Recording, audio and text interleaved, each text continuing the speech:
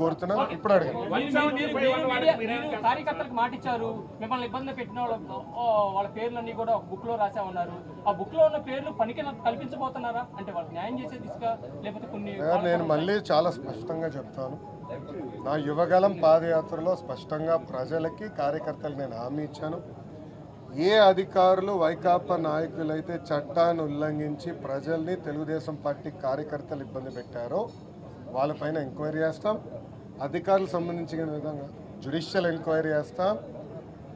Enquiry నివేదిక మేరకు service నుంచి డిస్మిస్ చేసి జైలుకి పంపించడానికి కూడా నేను వెనకాడను అని ఆనాడు ప్రజలకి చెప్పా, కార్యకర్తలకి చెప్పా.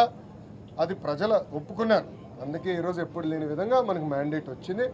తప్పనిసరిగా ఇచ్చిన మాట, ఇచ్చిన హామీ నేను నిలబెట్టుకుంటాను.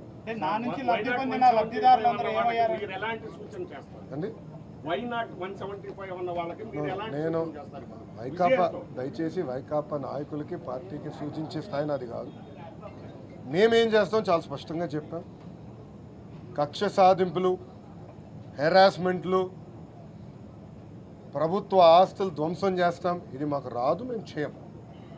ఇదంతా ఆ పార్టీకి తెలిసింది. అందుకే ప్రజలు ఈరోజు ఇలాంటి మ్యాండేట్ కూటమికి ఇస్తాం జరిగింది.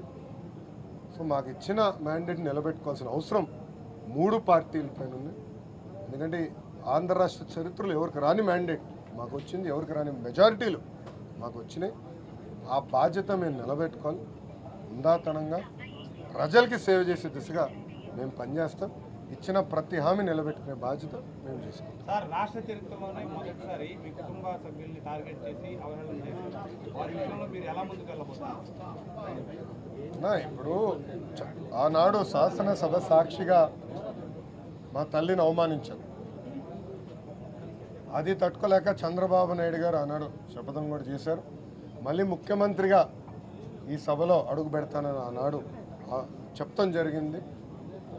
ప్రజలు అది గమనించారు. అందుకే ఇలాంటి మ్యాండేట్ మాకు ఇచ్చారు. మీరు ఈ ఎన్నికల ప్రచారంలో కానివ్వండి, గతంలో మేము అధికారంలో ఉన్నప్పుడు కానివ్వండి, ఎప్పుడు కుటుంబ సభ్యులు జోలికి వెళ్ళలేదు. వ్యక్తిగతంగా దొంగ కేసులు పెట్టి ఎవరన్నా జైలుకి పంపించే ఆలోచన మాకు లేదు, గతంలో లేదు, ఇప్పుడు కూడా లేదు. ఏమైనా తప్పులు చేస్తుంటే